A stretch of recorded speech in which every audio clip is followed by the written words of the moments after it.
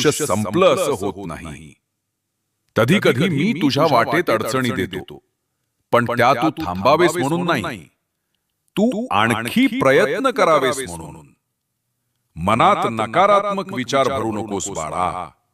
समजून घे, योग्य वेळ येते तेव्हाच दारे उघडतात. स्वतःला घडव, नवीन काही शिक, कौशल्य वाढव, नवीन लोकांना भेट, आणि सर्वात महत्वाचं तुझा आत्मविश्वास टिकव. कधी तुला वाटेल सगळे पुढे गेले, मीच मागे पडलो, पण ऐक, प्रत्येकाची वेळ निश्चित असते. तुझी संधी अजून येत आहे आणि तू त्यासाठी तयार राहा.